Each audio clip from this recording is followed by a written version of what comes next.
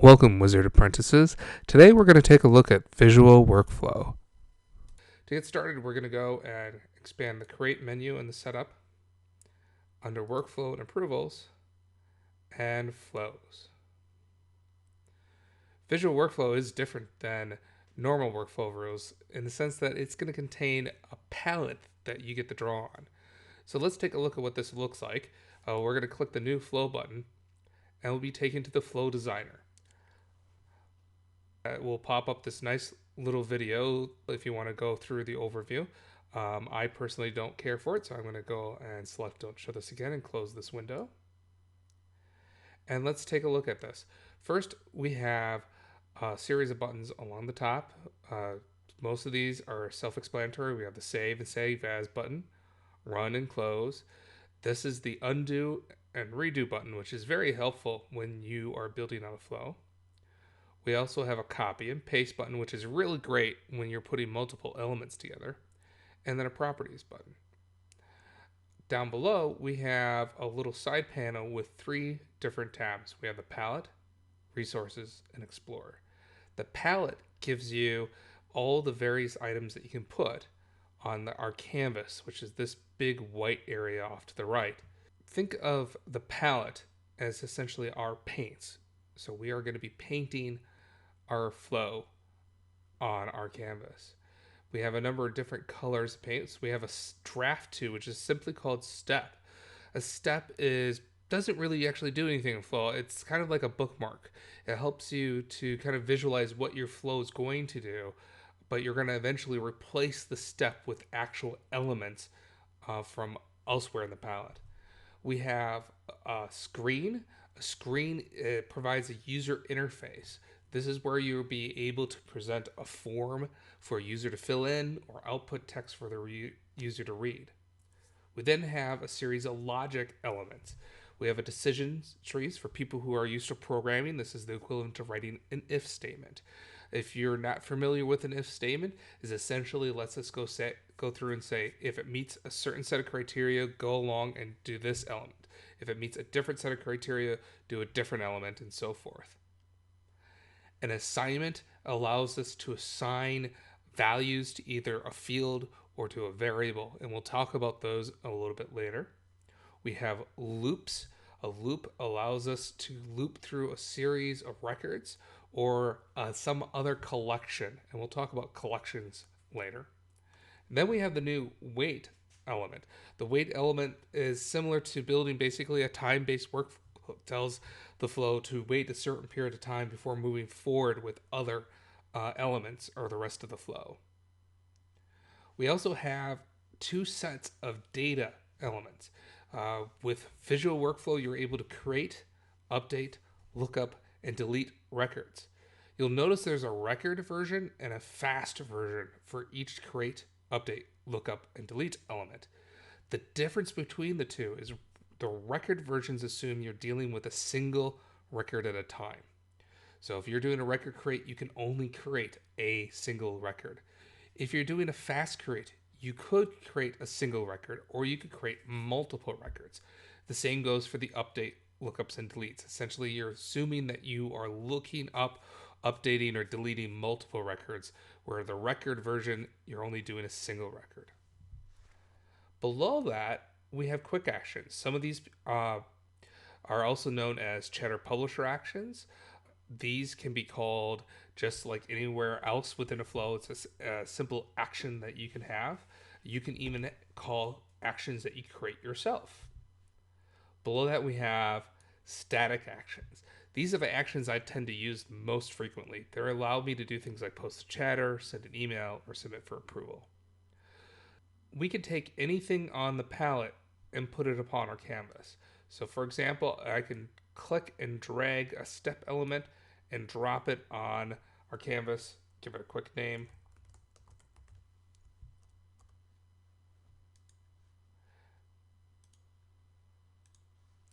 And you can see it on our canvas. Resources is the middle tab of our sidebar. It is a shortcut way to be able to create items that you use within your flow but do not show up within our canvas. These are variables, formulas, constants, choices, and so forth. And we're going to go through each one. People who are familiar with programming will know what a variable is. A variable is simply a placeholder for a value. It is, for people who took algebra, it's the equivalent to saying x equals 4. X is the variable. The value of x could change during our flow, but we can assign whatever value to that we want. We can have a single variable, or we can have a collection of variables. So a variable in itself could actually be almost anything. It could be a number, it could be a text. It could be something as simple as saying variable equals the word demo, or variable is equal to a number 3. A collection would be a collection of variables, which could be numbers or text. So if I wanted to have 3 variables with the values of A, B, and C, and I want to refer to them as a single item, I would create a collection of variables which would have the values A, B, and C in them. We also have what are called S-object variables or S-object collection variables. When you see the term S-object in Flow, it's really referring to records within Salesforce. So these could be accounts or contacts, opportunities, leads, or even a custom object. If you're seeing the term S-object variable, it's referring to a single record. If you see S-object collection variable, that is going to be multiple records, or it could be a single record. The key with the collections is it could hold anything up to no records at all to one or many records. A constant.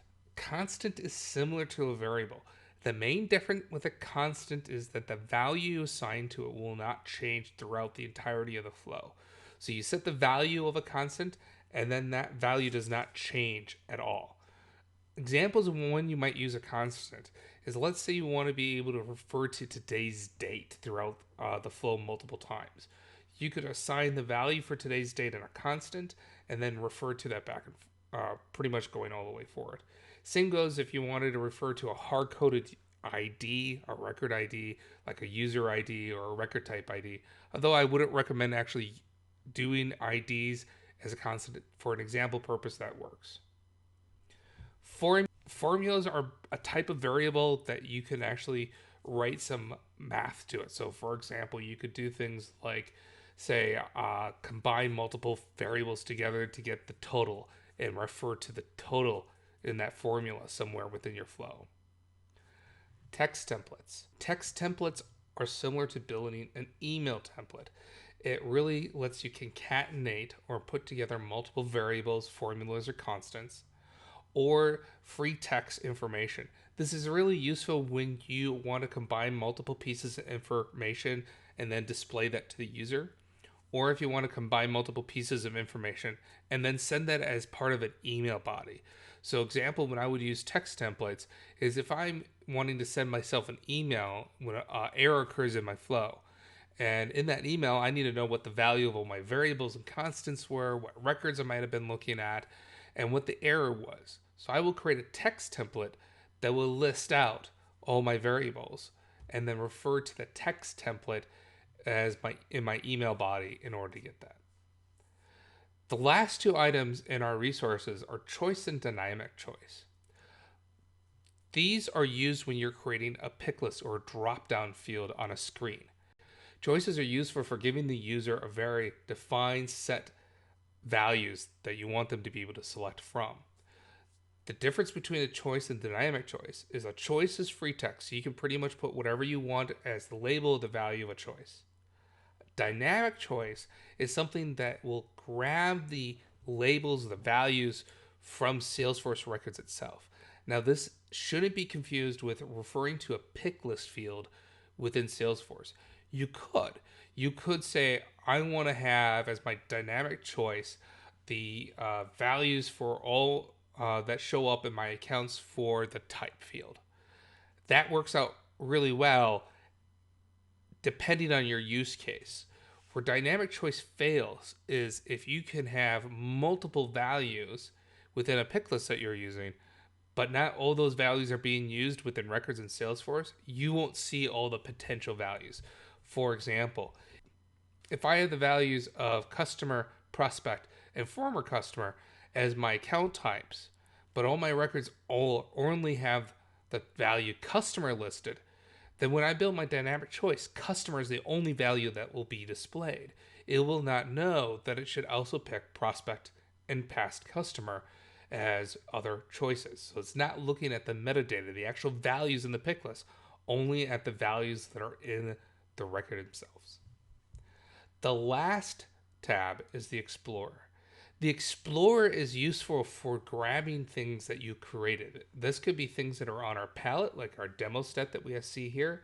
It could also be for getting access to any variables, text templates, or constants that we happen to create through the Resource tab. The nice thing about the Explorer is, like the palette, it has this quick find at the top, so you can quickly search through all the various items that you have used or created in order to be able to find them and then make edits if you need to. So that's the basic setup of Flow. Essentially, all you need to do when you create Flow is pick from the palette and drag onto your canvas, set up each element, and then define any variables, processes it, and you're done. So what we're going to do is we're going to start with a very, very simple flow. I'm going to first delete my step, and we're going to start with a screen. So I'm going to select screen and drop it onto my canvas. And the first thing I have to do is provide it a name. There are two names you have to do. There's the name that you will see, and then there's the name that is saved into the database. The important thing to know is that the names that are saved to the database must be unique. So for labeling purposes, you want to name something that you can easily remember and know what it is. But at the same time, you don't want to be stumbling along and end up having multiple elements with the same name, because it will not let you save. So we're going to go and start with simply a demo for Hello World. Navigation options. There are a couple things that you can do when you are using screen elements, and that is control what the user has the option to do. The default is you can see next, previous, and finish buttons.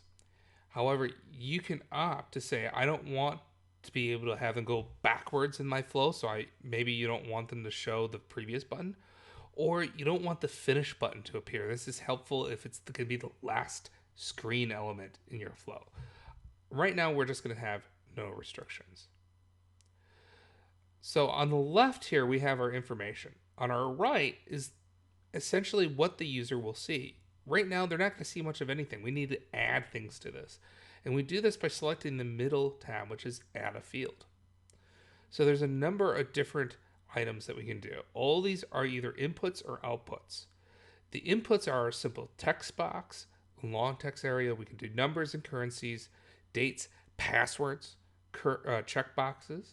We have choice options, which are radial buttons, or the drop down or pick lists. We can also do multi-select, either as checkboxes or pick lists. And finally, we can display text. We're going to start with display text. All we need to do is drag and drop it over to the right, and you'll see display text now shows up on our right-hand panel.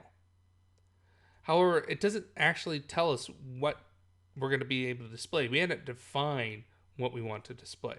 And we could do that by simply clicking on display text. When we select an item from our right panel, you'll notice that it changes to field settings, this third tab. This is where we're going to find the information that makes up this particular field. So in all cases, we have to provide it a name. So we're going to give this a name, and I'm going to call this demo hello.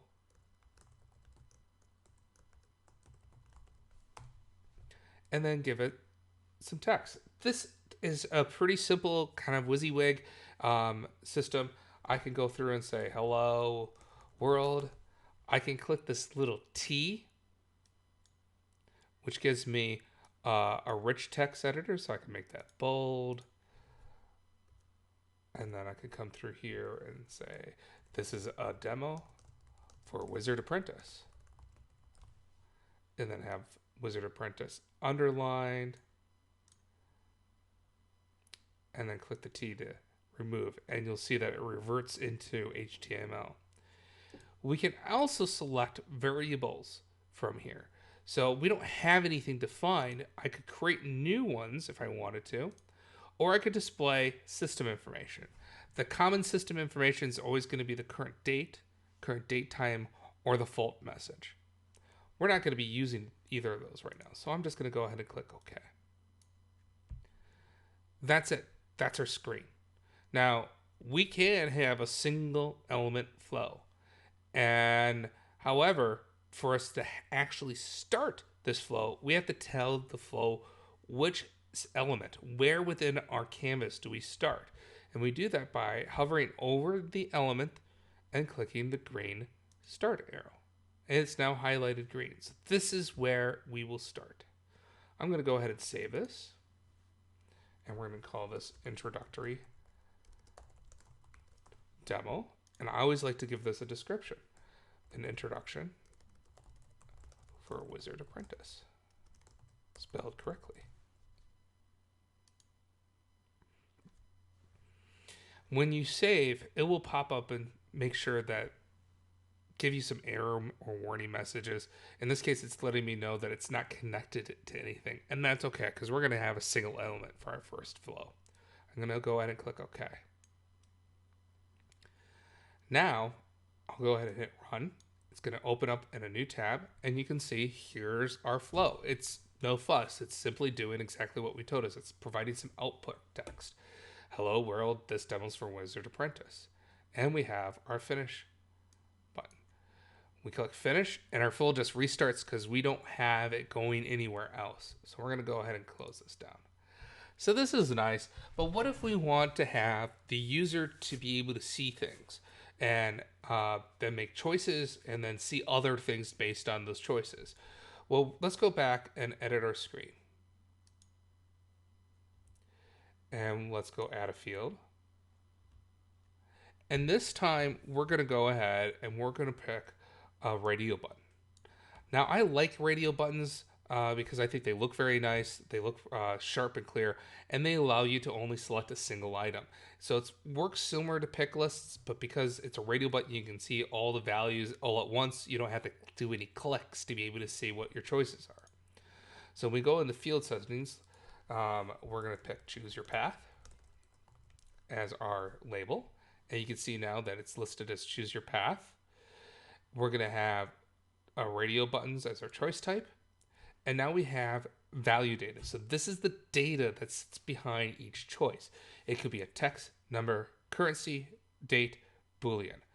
Boolean is essentially true or false. I'm going to go ahead and select text. We can also make this required, and we definitely want this required.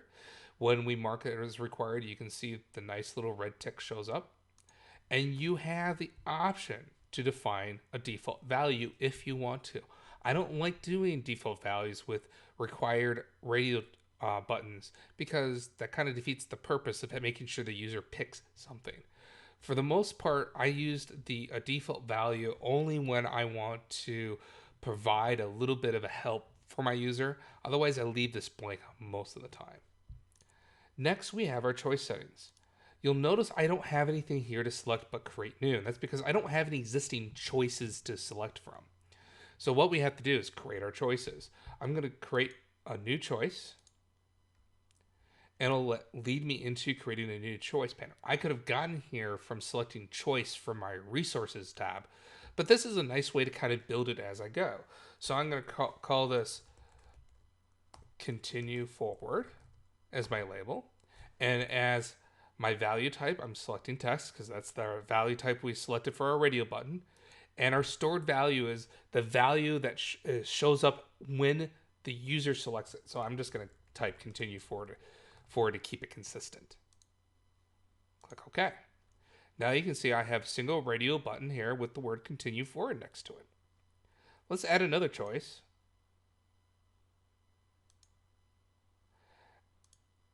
And this time, you can see I could select the choice I already have, or I can create a new one. We're going to create a new one. We're going to say,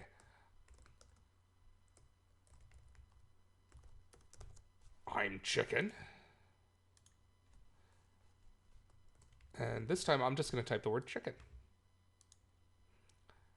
Now we have provided them two options, continue forward or I'm chicken. So that's kind of amusing, but it doesn't really make sense in the context of the output text we have. So let's go ahead and change this. So let's call this hello traveler. Enter a dangerous world.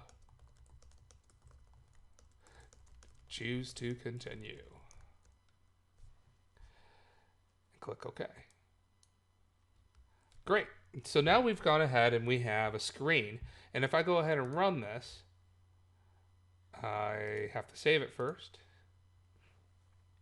So once we save, and I could go ahead and run this, I can see that my screen now has a changed output text and a radial path. But it doesn't really make a difference what I select here because I go click finish and I'll just restart to this screen. So we need to have our flow go someplace else. So let's say if we want them to go someplace else, we're going to have them go to another screen. And we're just going to say congratulations with a little bit of output text.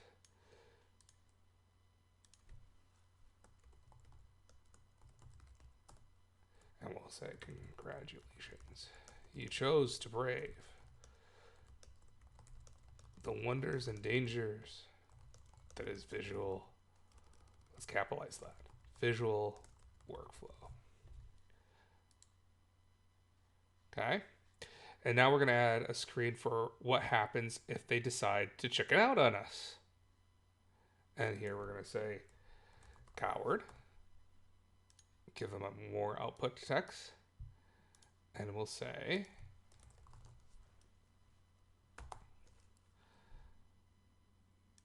I give it a unique name, so I put you coward.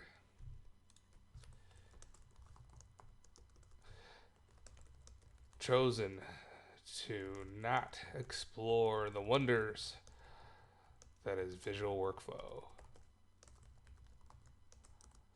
Well, tough luck. I'm not giving you a choice. Click OK. So now we have three elements, three different screen outputs, but we need to be able to tell Flow where we want, when do we want them to go. Now, if we simply clicked on this diamond and drew a line, we would connect our Hello World demo to our congratulations screen. However, we don't want that to happen. We only want them to go here if they specifically said that they want to continue forward. So I'm going to go ahead and click on their arrow and then click delete to remove it. What we're going to put in the middle of this is a decision element. Decision element is how we're going to be able to do our basic logic. So let's do our introductory choice. And with decisions, we have outcomes. We can have many, many outcomes, but you have to have a minimum of two.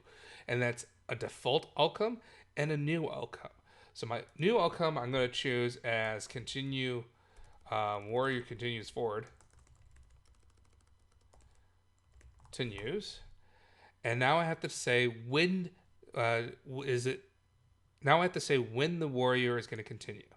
So I do this by selecting values. So I'm going to say my screen choices, which is choose your path. So this is the radial button that we had to find, equals.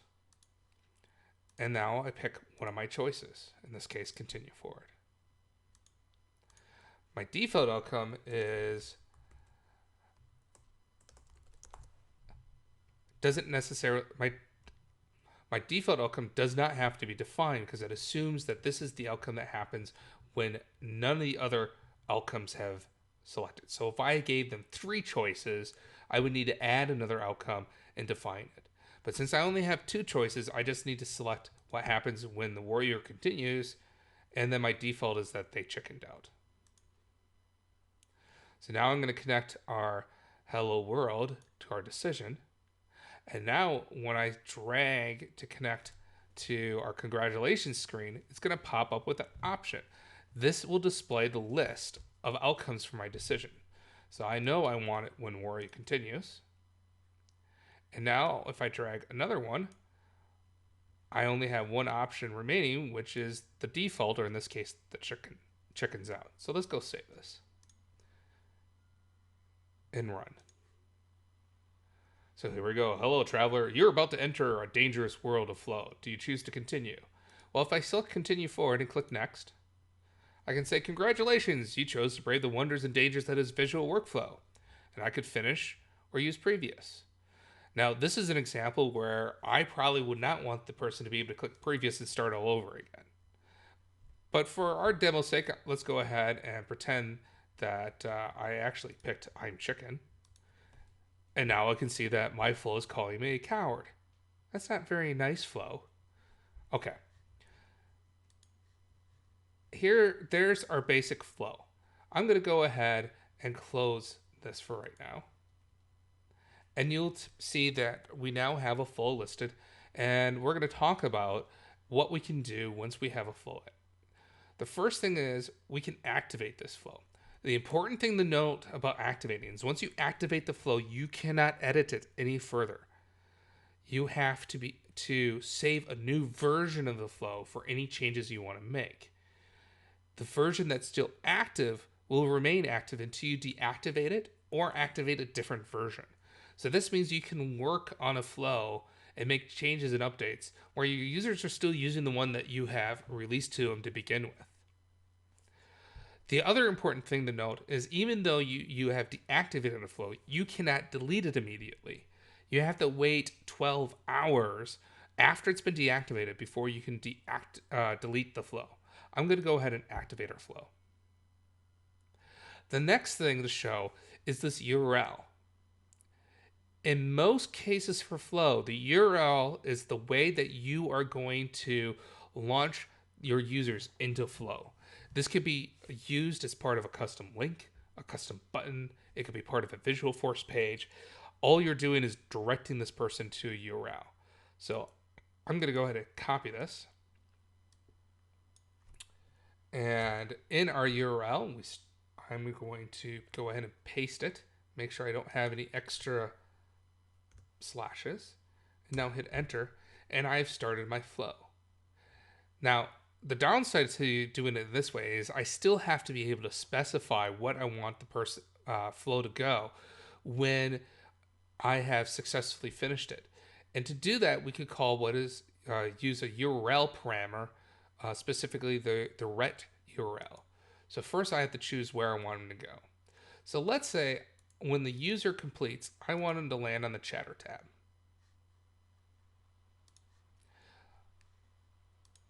So I'm going to go ahead and copy this. I only need to have this portion of it because I do not need to tell Salesforce what server it's already on. It knows it's on NA16. And now at the end, I'm going to go ahead and put a question mark, which tells my browser that there's parameters. I'm going to type RET, capital U, capital R, capital L, equals, and then I'm going to paste my value.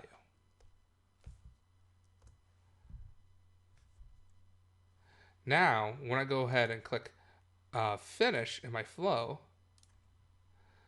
I'm taken to my chatter page. If you've enjoyed this video, please leave a like or a comment. Thanks for watching, Wizard Apprentices. Remember, the magic is out there. It is yours for the taking.